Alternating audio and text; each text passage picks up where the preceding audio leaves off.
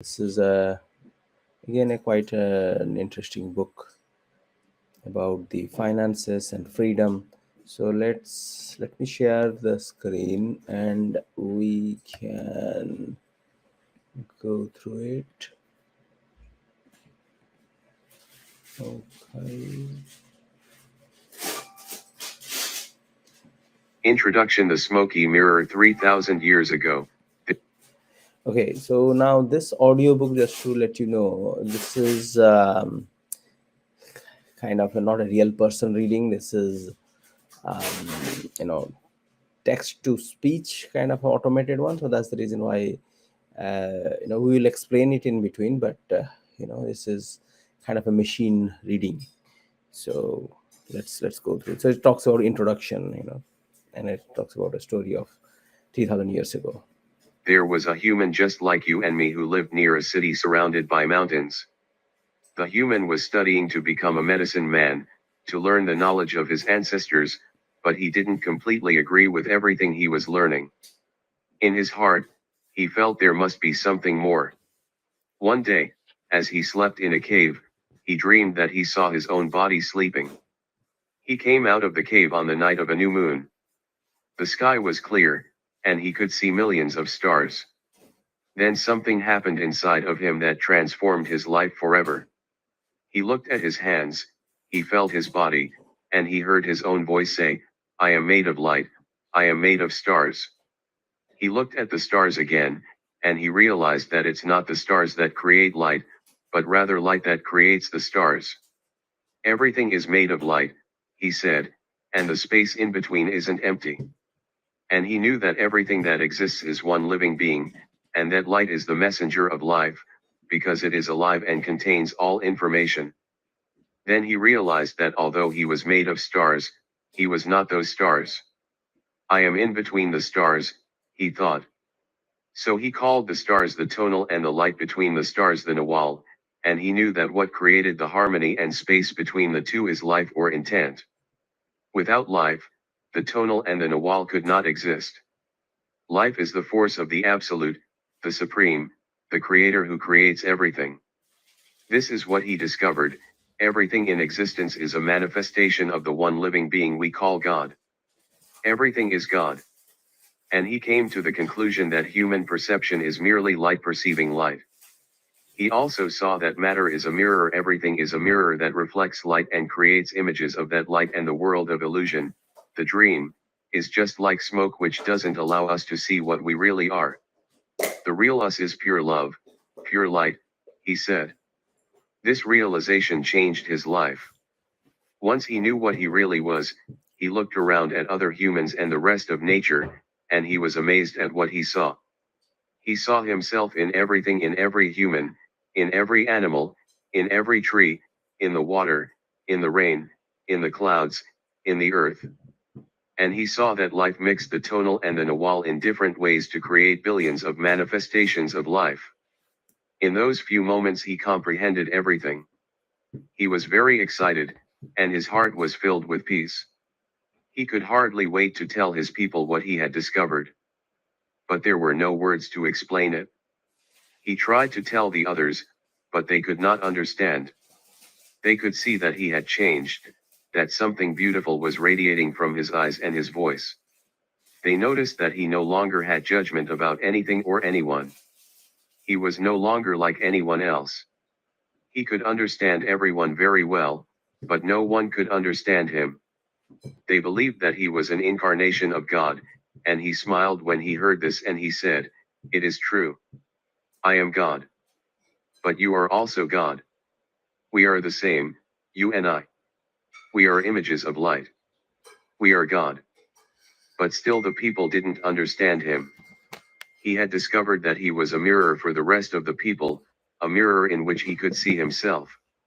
"Everyone is a mirror," he said. He saw himself in everyone, but nobody saw him as themselves.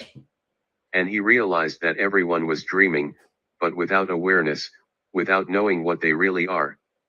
They couldn't see him as themselves because there was a wall of fog or smoke between the mirrors. And that wall of fog was made by the interpretation of images of light, the dream of humans. Then he knew that he would soon forget all that he had learned. He wanted to remember all the visions he had had, so he decided to call himself the smoky mirror so that he would always know that matter is a mirror and the smoke in between is what keeps us from knowing what we are. He said, I am the smoky mirror, because I am looking at myself in all of you, but we don't recognize each other because of the smoke in between us. That smoke is the dream, and the mirror is you, the dreamer. Living is easy with eyes closed, misunderstanding all you see. John Lennon. 1. Domestication and the dream of the planet. What you are seeing and hearing right now is nothing but a dream. You are dreaming right now in this moment. You are dreaming with the brain awake. Dreaming is the main function of the mind, and the mind dreams 24 hours a day. It dreams when the brain is awake, and it also dreams when the brain is asleep. The difference is that when the brain is awake, there is a material frame that makes us perceive things in a linear way. When we go to sleep, we do not have the frame, and the dream has the tendency to change constantly. Humans are dreaming all the time. Before we were born, the humans before us created a big outside dream that we will call society's dream or the dream of the planet. The dream of the planet is the collective dream of billions of smaller, personal dreams, which together create a dream of a family, a dream of a community, a dream of a city, a dream of a country, and finally a dream of the whole humanity. The dream of the planet includes all of society's rules, its beliefs, its laws, its religions, its different cultures and ways to be, its governments, schools, social events, and holidays. We are born with the capacity to learn how to dream, and the humans who live before us teach us how to dream the way society dreams. The outside dream has so many rules that when a new human is born, we hook the child's attention and introduce these rules into his or her mind. The outside dream uses mom and dad, the schools, and religion to teach us how to dream. Attention is the ability we have to discriminate and to focus only on that which we want to perceive.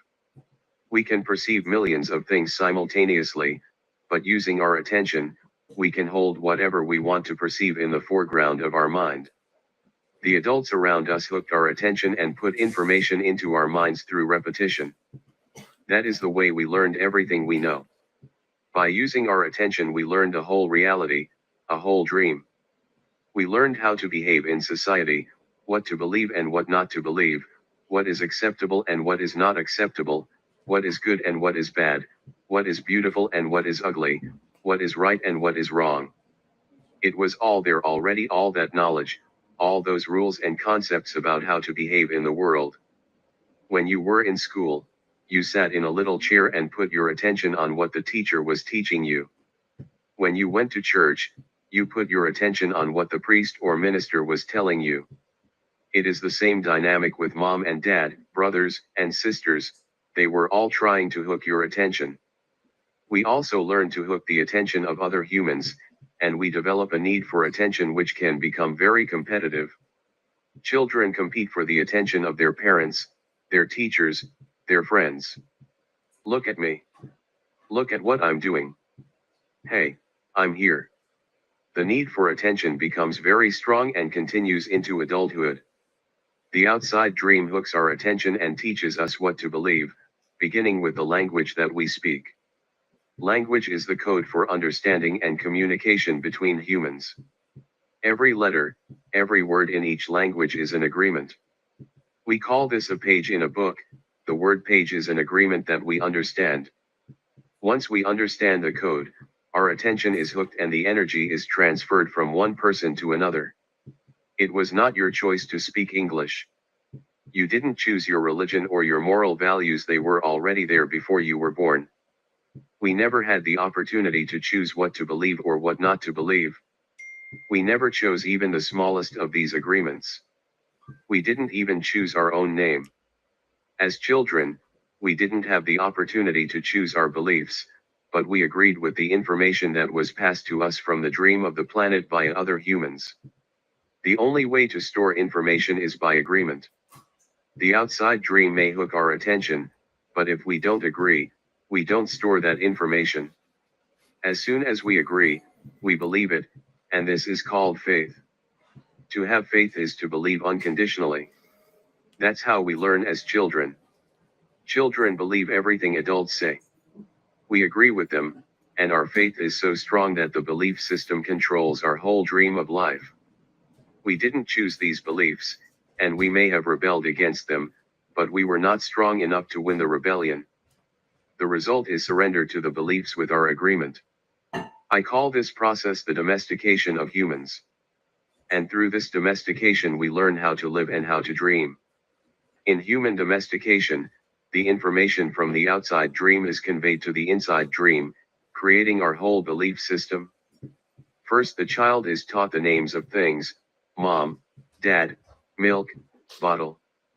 Day by day, at home, at school, at church, and from television, we are told how to live, what kind of behavior is acceptable. The outside dream teaches us how to be a human. We have a whole concept of what a woman is and what a man is.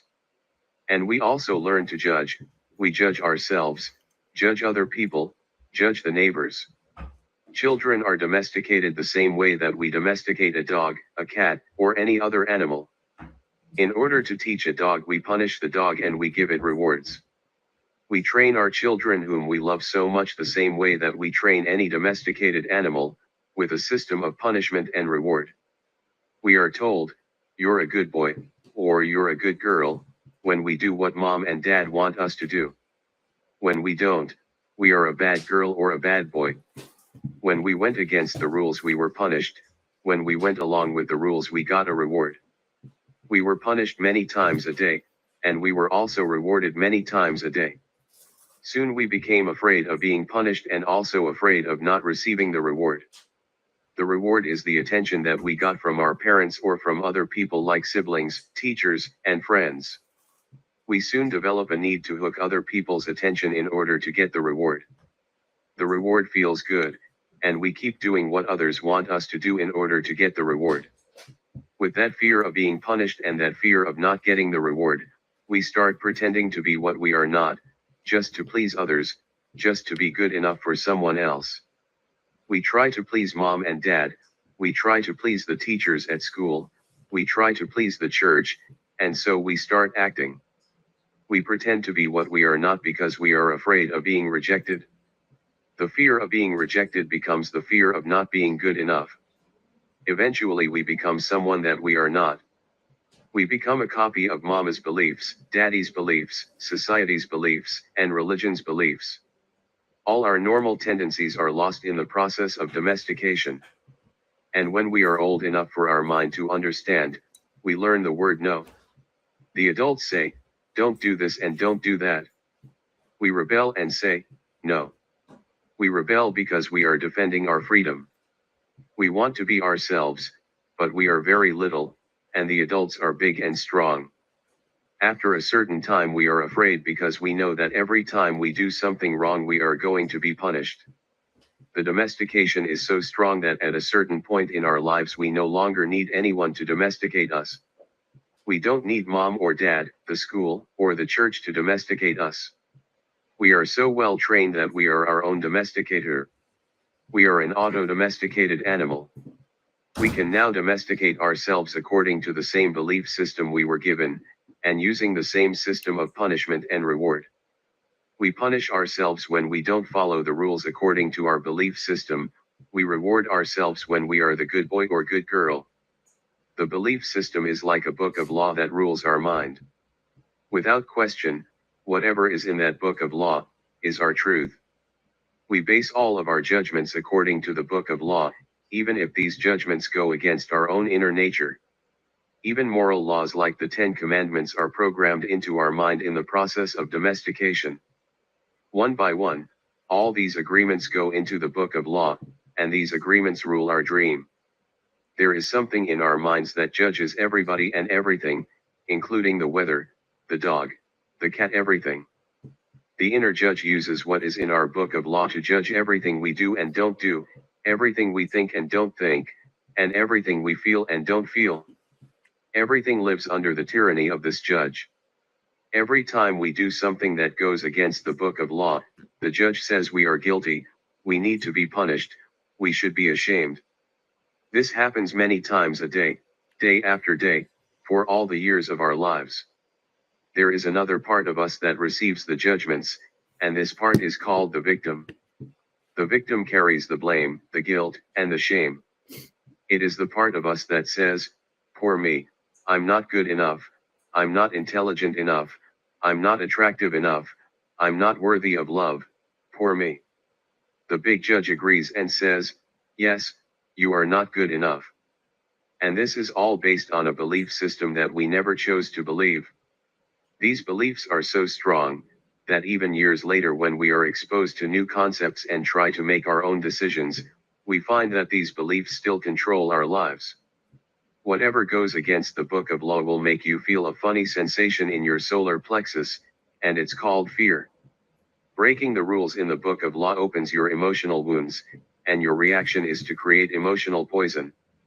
Because everything that is in the book of law has to be true, anything that challenges what you believe is going to make you feel unsafe. Even if the book of law is wrong, it makes you feel safe. That is why we need a great deal of courage to challenge our own beliefs. Because even if we know we didn't choose all these beliefs, it is also true that we agreed to all of them. The agreement is so strong that even if we understand the concept of it not being true, we feel the blame, the guilt, and the shame that occur if we go against these rules. All right. This is a very interesting, book whereby so we are going back to the basics of where we get the beliefs from, because it talks about beliefs. They determine everything in our life. So where did that come from? So when you are born, you don't have anything, and then slowly you gather these beliefs based on what your parents tell you, what your teachers or your siblings, your experiences of good and bad, comes from your reward and your punishment, or somebody liking you and not liking you based on certain things. That means the rewards rewards and punishment system, it creates those beliefs. So that's interesting. So, and in and then the beliefs, they govern you. So unless you change the belief, then you cannot change the ultimate outcome, or what you want to accomplish, or you want to explore and become different. It's difficult. All right, so we will conclude it here today. I will continue with our book again tomorrow. I'll speak to you